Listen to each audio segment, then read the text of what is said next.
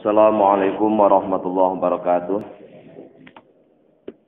Bismillah, alhamdulillah, assalatu wassalamu ala rasulillah Sayyidina wa maulana Muhammad ibn Abdillah la nabiyya ba'dah wa ala alihi wa man tabi'ah minad dunya ilal qiyamah.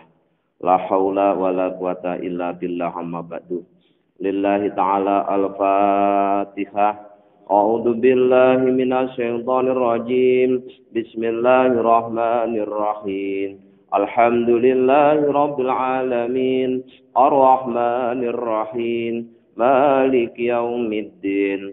Iyyaka na'budu wa iyyaka nasta'in. Ihdinas siratal mustaqim. Siratal ladzina an'amta 'alaihim ghairil maghdubi 'alaihim waladdallin. Amin. Hadirin ma'asyiral muslimin hafizakumullah. Bila seseorang hamba telah berakhlak dengan akhlak mukminin atau ruhaniin, yaitu akhlaknya orang yang beriman dan akhlaknya para malaikat, kemudian telah bisa merasakannya. Jadi akhlak tadi bukan hanya dikerjakan atau dilakukan, tapi bisa dirasakan.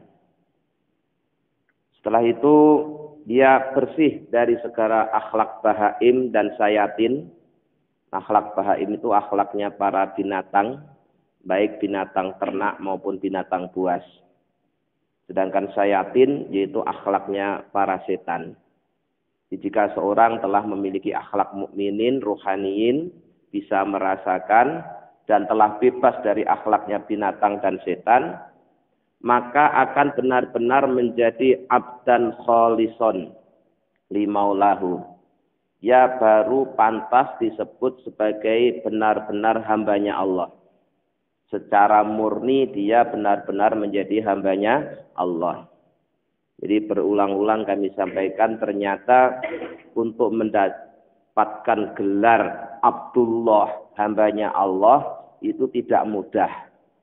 Seseorang harus membersihkan dirinya dari segala akhlak tercela, kemudian menghiasinya dengan akhlak terpuji atau akhlak yang mulia, baru pantas disebut sebagai hambanya Allah.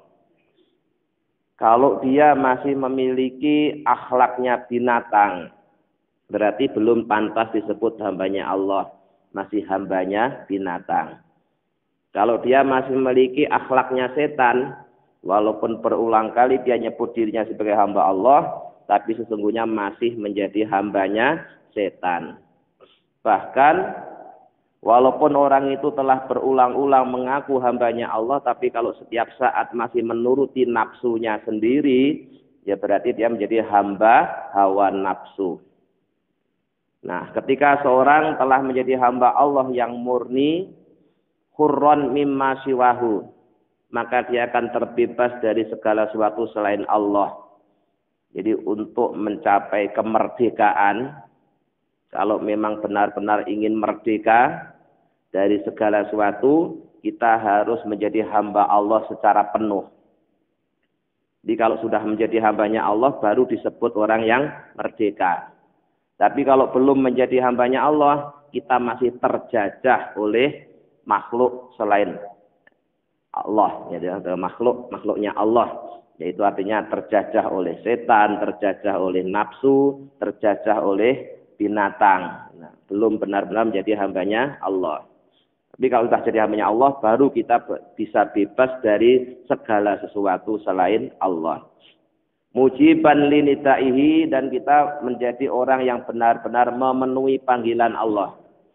Qoriban min hadratihi, dan kita menjadi hamba Allah yang dekat di hadapannya. Itu kalau sudah terlepas dari akhlak bahaim dan sayatin. Sebaliknya, bila masih tertahan oleh nafsu dan syahwatnya, baik yang bersifat lahiriah dan batiniyah, maka orang tersebut belum pantas menyandang gelar hamba Allah, tapi masih disebut sebagai hamba hawa nafsu dan hamba syahwat. Ya. Jadi sekali lagi, walaupun kita sudah berulang-ulang ngaku hambanya Allah, tapi kok kenyataannya masih nuruti nafsunya, berarti kita masih hambanya hawa nafsu. Ittakhadha hawahu ilahahu. Nah, ini menjadikan hawa nafsunya sebagai Tuhannya. Pengakuannya sebagai hamba Allah masih dianggap dusta. Jadi walaupun dia mengatakan dirinya hamba Allah, tapi kalau prakteknya masih nuruti nafsu, berarti pengakuannya sebagai hamba Allah masih bohong, belum benar. Nah, summa inna hadhil uyubi sababun baqaiha fil insani bi'tibari hikmati hiyal ghaflatu 'anil bahsi anha. Sesungguhnya aib-aib itu sifat-sifat tercela yang ada pada diri manusia, itu penyebabnya mengapa sifat-sifat tercela tersebut tetap ada pada diri manusia adalah karena manusia itu enggan untuk mengoreksi dirinya sendiri. Jadi yang menyebabkan seorang masih memiliki akhlak tercela itu karena orang enggan atau lalai untuk mengoreksi diri sendiri, lebih suka mengoreksi orang lain. Sehingga dia tidak bisa mengetahui kekurangannya, tidak bisa melihat keburukan-keburukannya. Karena yang dilihat justru malah keburukan orang lain. Maka jika kita ingin akhlak-akhlak tercela yang ada pada diri kita itu bisa bersih, maka kita harus senantiasa mengoreksi nafsu kita sendiri. Nah, kemudian wasababul ghaflati 'anil basi anha waridho 'anil nafsi. Mengapa seseorang kebanyakan tidak mau mengoreksi dirinya sendiri, kok malah lebih suka mengoreksi orang lain? Itu sebabnya karena manusia telah ridho terhadap dirinya sendiri. Ya, telah ridho, telah senang, menganggap baik terhadap dirinya sendiri. Sehingga karena menganggap dirinya baik, kemudian merasa tidak ada keburukannya, terus malah senengannya membaca keburukan orang lain. Terhadap keburukan dia sendiri, dia tidak melihatnya, bahkan sudah lalai. Itlau asa'al dhannuhu biha, karena seandainya manusia itu senantiasa berprasangka buruk terhadap nafsunya, labahasa an masawihya, maka dia akan selalu mengoreksi nafsunya. Jadi kalau orang itu punya kesadaran senantiasa berprasangka buruk terhadap nafsunya, maka dia akan senantiasa mengoreksi, mencari-cari keburukan dia sendiri. Untuk apa? Kalau sudah didapatkan fastakhrajaha, kemudian dikeluarkannya. Wa tathuru minha, akhirnya orang tadi menjadi bersih, suci dari sifat-sifat tercela. Fadzalika qala, maka dari itu Syekh Ibnu Athaillah yang ulama penulis Al-Hikam mengatakan aslu kulli maksiatin, asal dari segala perbuatan maksiat, wa ghaflatin dan kelalaian, wa sahwatin dan syahwat, itu ar-ridho 'anil nafsi, yaitu disebabkan karena ridho terhadap nafsunya sendiri. Jadi asal usul segala macam keburukan itu ternyata bukan dari orang lain, bukan dari siapa-siapa, tapi justru berasal dari diri kita sendiri. Maka hendaknya aktivitas yang kita lakukan itu adalah bagaimana kita membersihkan diri kita dari sifat-sifat tercela. Kalau kita sudah sibuk ngoreksi diri sendiri, akhirnya tidak ada kesempatan untuk ngoreksi orang lain. Kultu, aku musoneb mengatakan, idh kullu man radiya an nafsihi, karena sesungguhnya setiap orang yang ridho pada nafsunya, istahsana ahwalaha, maka dia akan menganggap baik terhadap semua kondisi yang ada pada dirinya sendiri. Ya, tidak ada kecurigaan, tidak ada kewaspadaan, karena merasa dirinya telah menjadi orang baik. Itu kalau sudah ridho pada nafsunya sendiri. Wa ghatta masawiyaha, dan dia telah menutup keburukan-keburukannya.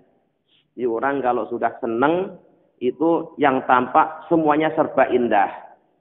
Keburukannya menjadi tidak kelihatan. Kenapa? Karena sudah terlanjur senang. Nah, hal ini sebagaimana dikatakan dalam sebuah syair, wa ainur ridho an kulli aibin kalilatun. Mata yang sudah senang, pandangan yang sudah ridho, itu dia akan tidak mampu melihat segala kekurangan. Ya, gara-gara sudah senang, maka dia menganggapnya itu adalah sudah sempurna. Ya, apa yang dia lihat itu benar-benar baik. Nah, sedikit pun tidak ada keburukannya sama sekali. Kenapa? Karena sudah terlanjur senang. Ya. Wa aslu kulli ta'atin, begitu juga sebaliknya. Kalau tadi asal usul segala perbuatan maksiat itu karena seorang ridho dengan nafsunya, maka asal usul segala ketaatan wa yaqadhatin dan kesadaran wa ifatin dan sifat ifah, menjaga diri dari perbuatan yang tercela, itu adamur ridho adalah tidak adanya ridho minka darimu anha dari nafsu. Jadi kalau seseorang tidak ridho terhadap nafsunya, ya, selalu waspada terhadap nafsunya, selalu mencurigai hawa nafsunya, maka yang muncul adalah ketaatan, ya, kesadaran, dan selalu menjaga kehormatan diri dari melakukan hal-hal yang tercela. Nah. Kultu.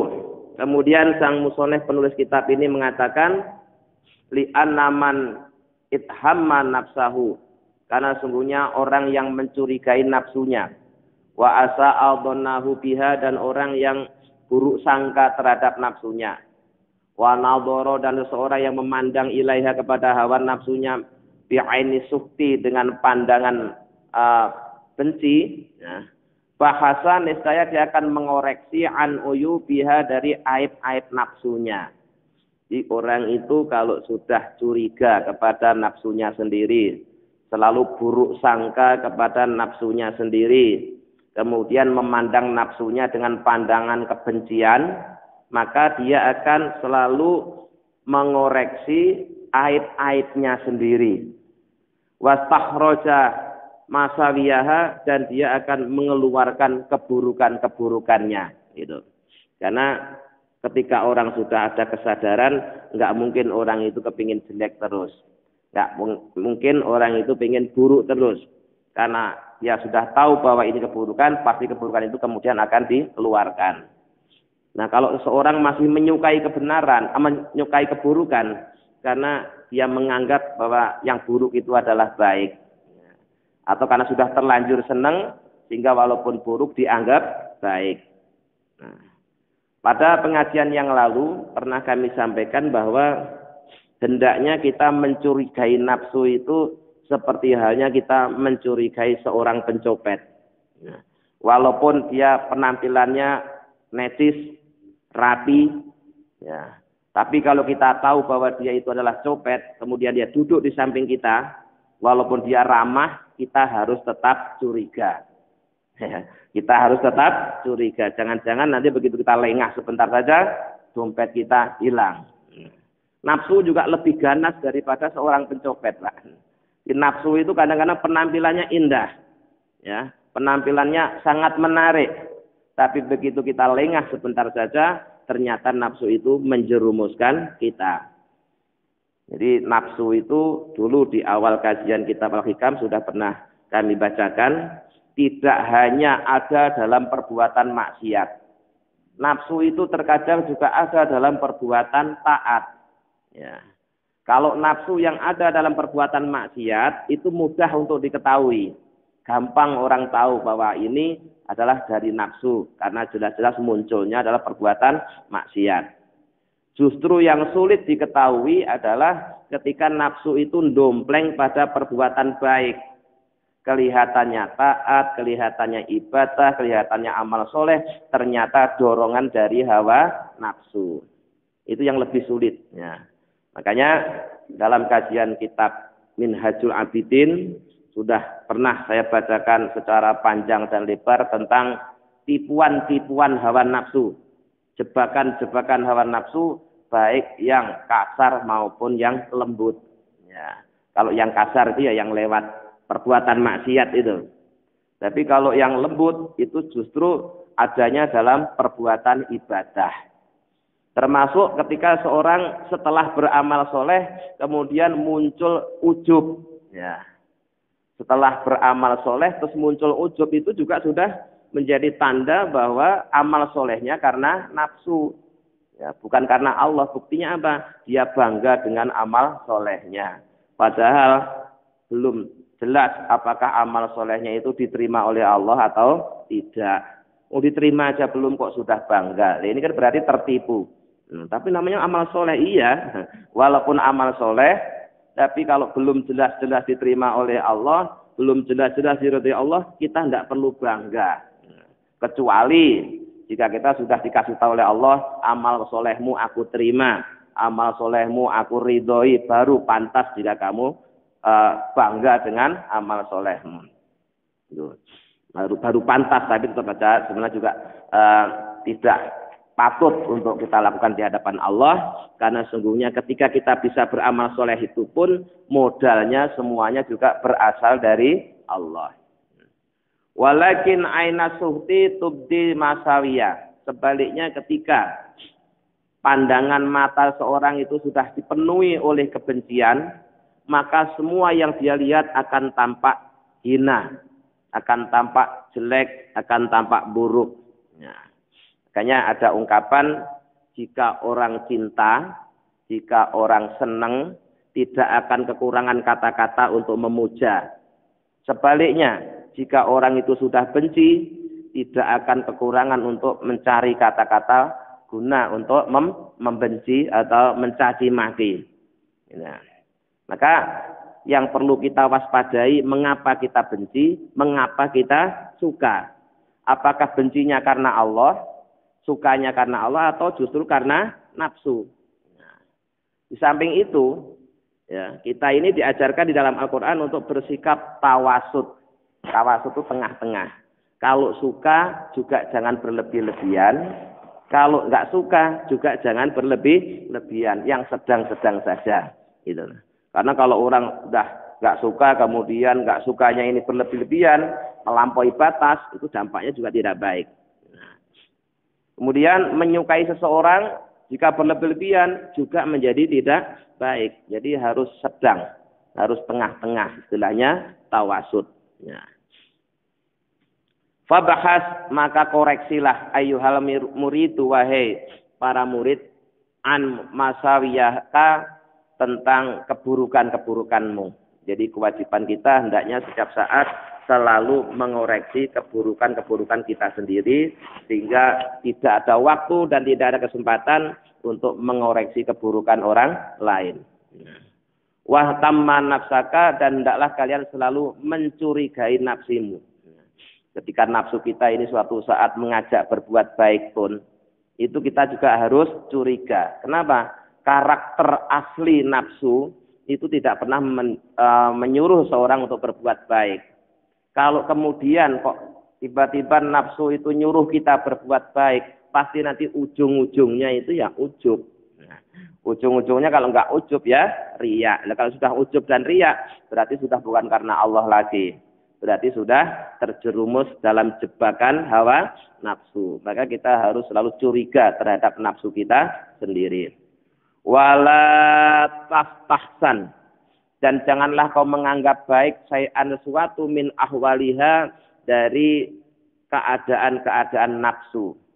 Jadi apapun yang muncul dari hawa nafsu kita, itu jangan sekali-kali dianggap baik. Walaupun tampaknya baik, tapi nanti ujungnya pasti buruk.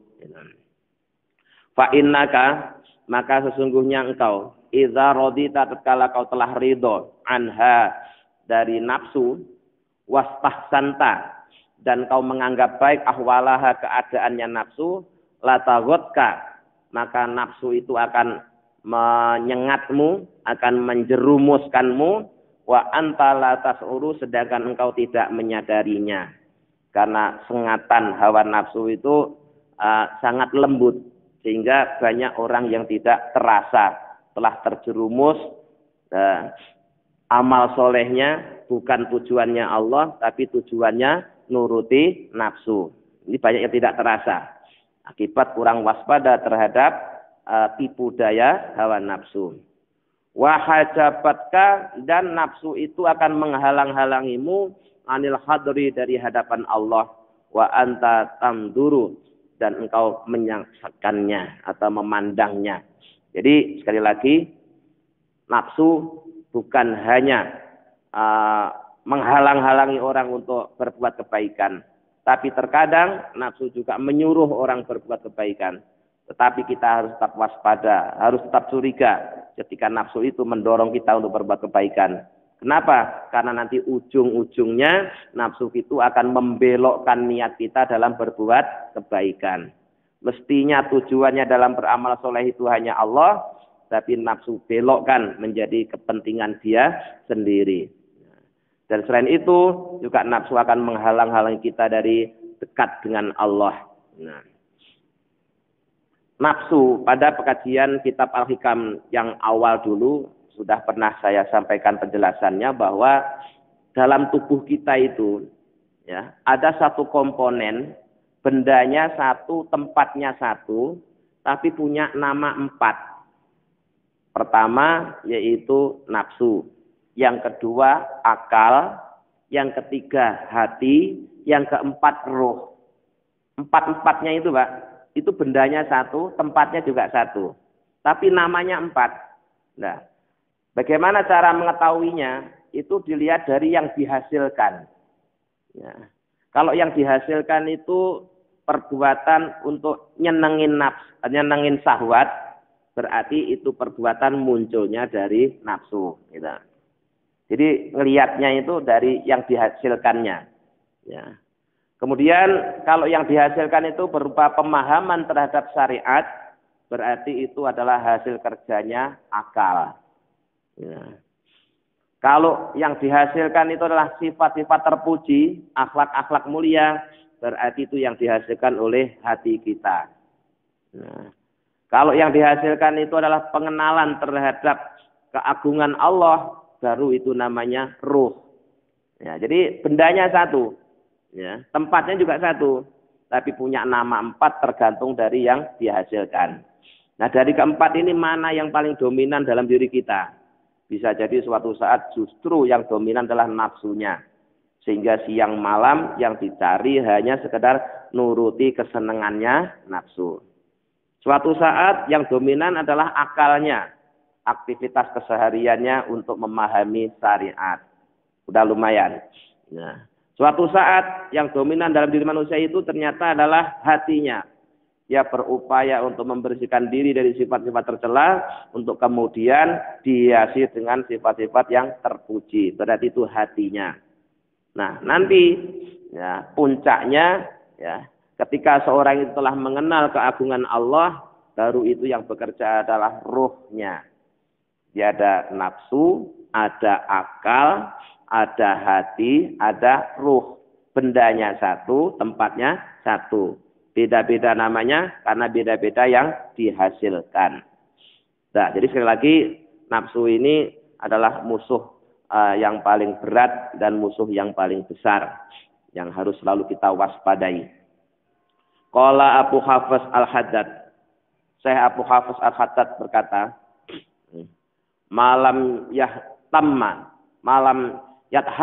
nafsahu, barang siapa yang tidak mencurigai nafsunya, ala dawamil awqati, sepanjang waktu, walam yukhalifha, dan dia tidak menentang nafsunya, fi jamil ahwali, dalam segala keadaan, walam yajriha ila makruhiha, dan dia tidak memaksa nafsunya untuk melakukan perbuatan yang tidak disukai oleh nafsu, fi sairi ayamihi, pada semua hari-harinya, kana maghrurun, maka orang tersebut berarti orang yang telah tertipu. Jadi orang yang tertipu itu orang yang pertama, ya, dia tidak mencurigai nafsunya sepanjang waktu. Yang kedua, tidak ada upaya untuk menentang kemauannya hawa nafsu. Yang keempat, tidak ada upaya untuk memaksa nafsu melakukan perbuatan yang tidak disukainya. Ya. Dalam setiap hari. Maka jika hal itu masih ada pada diri seorang, berarti orang tadi telah tertipu. Nah, tertipu oleh siapa? Tertipu oleh dirinya sendiri. Wa man nadhara ila nafsihi, dan barang siapa yang memandang pada dirinya sendiri bistihsani syai'in minha, dengan menganggap baiknya sesuatu yang muncul dari dirinya, faqad ahlakaha, maka sungguh pandangannya itu telah menghancurkan dirinya. Jadi kalau seorang sudah merasa dirinya baik, ya, atau merasa baik, maka sesungguhnya orang yang seperti itu justru orang yang telah menghancurkan dirinya sendiri. Kenapa? Karena baik yang dia dapatkan tadi itu kan baru baik menurut penilaian dia sendiri. Padahal yang berhak menentukan baik atau tidak baik itu kan Allah, bukan kita. Ya. Kalau kita nilai baik itu ya karena cocok dengan nafsu kita anggap baik. Kalau nafsu kita nggak suka, kita anggap buruk. Nah, makanya orang kalau nilai baik dan buruk hanya didasarkan nafsu, pasti itu dia telah terjerumus dan dia telah menghancurkan dirinya sendiri. Jadi baik dan buruk itu bukan bagiannya nafsu untuk menilai, tapi bagiannya Allah. Ya. Kalau Allah sudah memuji, nah itu baru baik. Kalau Allah mencela, berarti itu buruk. Tapi kalau hanya dipuji oleh seseorang atau dipuji oleh dirinya sendiri, jelas dia telah terjerumus dan telah menghancurkan dirinya sendiri. Wa kaifa, dan bagaimana yasihu sah li'akilin, bagi orang yang berakal, apa ar-ridho an nafsi, untuk ridho kepada nafsunya sendiri. Jadi orang yang ridho, yang senang dengan nafsunya sendiri itu bukan orang yang berakal, orang yang sangat bodoh, katanya begitu. Ya. Wal karimu ibnul karim yaqulu. Sedangkan hamba Allah yang dapat gelar Al-Karim, Ibnul Karim. Yang dimaksud di sini itu ternyata adalah Nabi Yusuf alaihissalam. Mengapa Nabi Yusuf dapat gelar Al-Karim, Ibnul Karim. Di Ibnul Karimnya itu diulang 3 kali. Al-Karim artinya adalah orang yang mulia, yaitu Nabi Yusuf. Karena dia menjadi salah satu nabinya Allah, berarti dia mulia. Dia anaknya orang mulia, karena bapaknya Nabi Yusuf itu juga seorang nabi, yaitu Nabi Yakub. Nah, Nabi Yakub itu pun juga anaknya seorang nabi, yaitu Nabi Ishak. Nah, dan Nabi Ishak itu juga anaknya seorang nabi, yaitu Nabi Ibrahim. Ini luar biasa Pak Nabi Yusuf itu ya. Dia sendiri nabi, bapaknya nabi, kakeknya juga nabi, buyutnya juga nabi. Maka nyebutnya Al-Karim, Ibnul Karim. Dan Nabi Yusuf telah berkata, dan ucapan Nabi Yusuf ini diabadikan oleh Allah di dalam Al-Quran. Dalam surah Yusuf juga. Ya. Wa ma ubarri'u nafsi, innan nafsa la'ammaratum bisu'i illa ma rahima rabbi. Ya. Wa ma ubarri'u, dan aku tidak akan membiarkan. Aku akan selalu mencurigai nafsuku. Nah, kenapa? Innan nafsa, karena sungguhnya nafsu itulah ammarotum, sungguh benar-benar selalu memerintahkan bisu'i, untuk melakukan keburukan. Jadi Nabi Yusuf mengatakan, aku tidak pernah percaya terhadap nafsuku. Aku selalu curiga terhadap nafsuku. Aku selalu buruk sangka terhadap nafsuku. Kenapa? Karena nafsu itu selalu menyuruh pada perbuatan buruk. Kalau kemudian kok ada nafsu menyuruh berbuat baik, pasti nanti ujungnya juga buruk. Maksudnya begitu. Jadi kalau nafsu itu nyuruh baik pun aku tetap curiga. Kenapa? Nggak mungkin nafsu itu nyuruh baik. Pasti nanti ujung-ujungnya juga akan menjerumuskan. Maka Nabi Yusuf selalu mencurigainya. Ya, selalu buruk sangka terhadap nafsunya sendiri. Illa ma rahima rabbi, kecuali nafsu yang sudah disayangi oleh Allah. Kecuali nafsu yang sudah dapat kasih sayang dari Allah, yang sudah menjadi nafsul mutmainnah, itu lain lagi masalahnya. Ya, tapi kalau masih nafsu secara umum, belum dapat rahmatnya Allah, itu walaupun tampaknya kadang-kadang nyuruh orang berbuat baik, tapi ujung-ujungnya pasti akan menjerumuskan. Maka nafsu tidak boleh dibiarkan, tidak boleh dianggap baik, harus selalu dicurigai, harus selalu kita buruk sangka kepada nafsu kita sendiri. Ingat ya, ini nafsu kita sendiri, bukan nafsu orang lain. Jadi kita bukan bicarain orang lain nih. Jadi kalau kajian tasawuf itu bukan bicarain orang lain, tapi bicarain diri sendiri. Ini bukan untuk nilai orang lain ini, untuk nilai kita sendiri. Nah, wa fi makna zalika ansadu, yang berkaitan dengan makna ayat tersebut ada seorang ulama yang membuat syair, ya. Tawaqqo nafsaka la ta'man wa ilaha fan nafsu ahbasu min sab'ina syaitona. Tawaqqo, waspadalah nafsaka, nafsumu, atau waspadailah nafsumu, curigailah nafsumu. Wala ta'man, dan janganlah kau sekali-kali merasa aman, wa ilaha, pada tipu dayanya. Jangan merasa aman dari tipu daya nafsumu. Kenapa? Fan nafsu, maka sungguhnya nafsu itu ahbasu, lebih buruk, lebih jahat, min sab'ina syaitona, dibanding 70 setan. Ya, selama ini kan kita sering nyalain itu kan setan lah ya. Dikiranya musuh kita yang paling berat itu setan. Oh, ini pasti gara-gara setan. Padahal bukan. Justru dari nafsu kita sendiri. Kejahatan nafsu kita ini lebih jahat daripada 70 setan. Ya. Kenapa? Setan itu walaupun jahat, itu ada saat-saat tertentu dia meninggalkan kita. Contoh yang gampang itu kalau ketika azan sedang dikumandangkan, itu setan lari terbirit-birit sambil terkentut-kentut gitu. Tapi nanti selesai azan dia datang lagi, ya, untuk menggoda orang yang sedang sholat itu. Nanti begitu qomat dikumandangkan, setan lari lagi. Tapi selesai qomat datang lagi, begitu. Di setan itu walaupun jahat, ya, masih ada saat-saat tertentu dia tidak berani dekat dengan orang yang sedang beramal soleh. Beda dengan nafsu. Kalau nafsu itu selalu ada pada diri kita. Kita berbuat jahat, nafsu ada. Ketika kita berbuat baik pun juga nafsu ada. Maka dikatakan kejahatan hawa nafsu kita ini lebih jahat daripada 70 setan. Makanya musuh terberat, musuh terbesar bukan berasal dari luar diri kita, tapi justru ada pada diri kita sendiri. Wa qala Siri Sakoti, dan telah berkata Syekh Siri As-Sakoti, salah seorang ulama sufi, man arafallaha masya, barang siapa yang telah mengenal Allah, maka dia akan benar-benar hidup merdeka, nah, terbebas dari segala tipu daya. Kenapa? Karena sudah kenal dengan Allah. Wa man mala ila dunya tosa, sebaliknya barang siapa yang kecenderungan hatinya kepada dunia, maka dia akan lelah. Lelah mencarinya, lelah mengurusnya, lelah menjaganya. Dan akan sedih ketika kehilangan. Nah. Wal ahmaku, adapun orang yang bodoh, ya ruhu wa yagdu filasa. Sedangkan orang yang bodoh, siang dan malam, senantiasa di dalam kerugian. Karena tidak memanfaatkan waktunya untuk Allah, tapi waktunya hanya dihabiskan untuk nurutin nafsunya sendiri. Wal aqilu an uyubihi fatasa.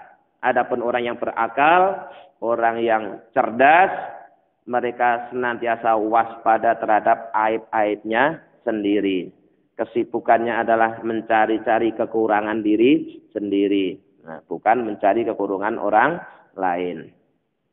Fabhas, maka koreksilah ya akhi, wahai saudaraku, min uyubika, tentang aib-aib kalian.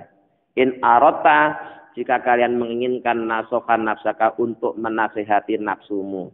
Jadi kalau kita kepingin nasihati nafsu kita sendiri, maka hendaklah kita selalu mencari-cari kekurangan kita, mencari-cari keburukan kita sendiri.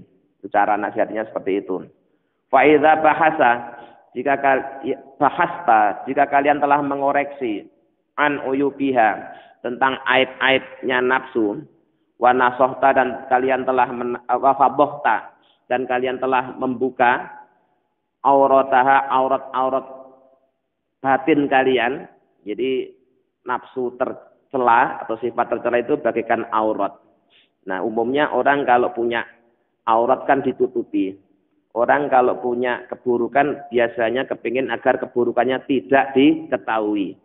Boleh untuk tidak diketahui oleh orang lain, tapi dirinya sendiri harus tahu. Nah.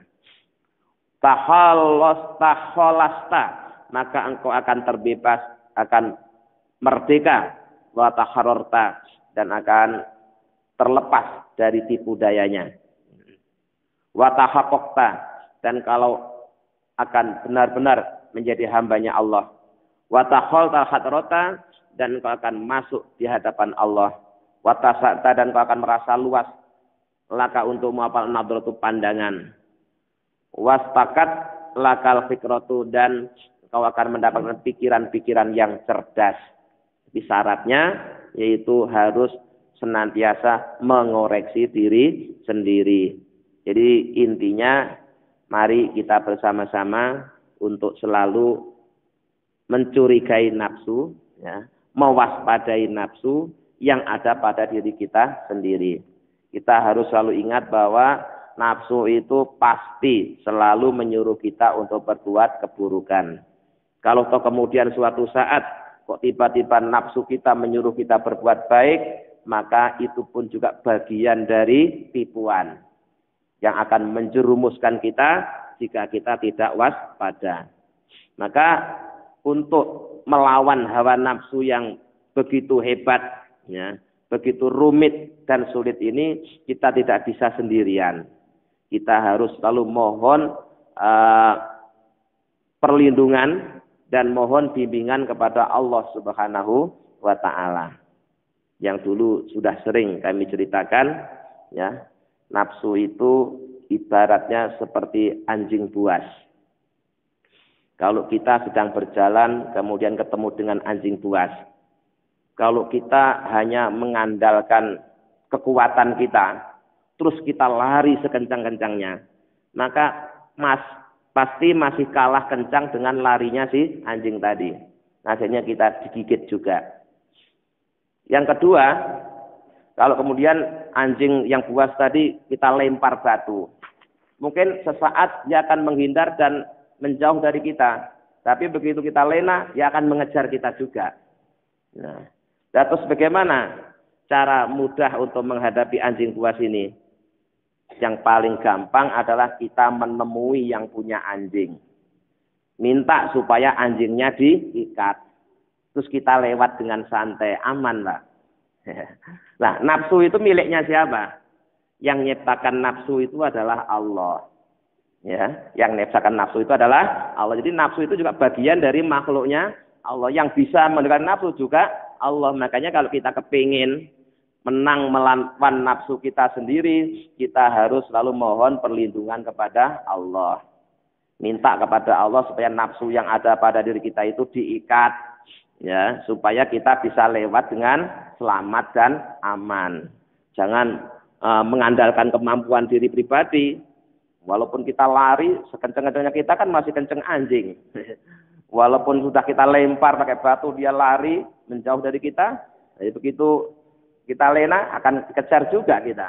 Tapi kalau kita minta tolong sama yang punya supaya anjing itu diikat, nah begitu sudah diikat kita lewatkan dengan tenang, nyaman dan selamat. Itulah gambarannya seperti itu dalam melawan hawa nafsu. Jadi kita tidak bisa mengandalkan diri sendiri, tapi harus selalu mohon perlindungan kepada Allah Subhanahu wa Ta'ala. Mudah-mudahan dengan bimbingannya kita bisa mengamalkannya. Amin ya rabbal alamin.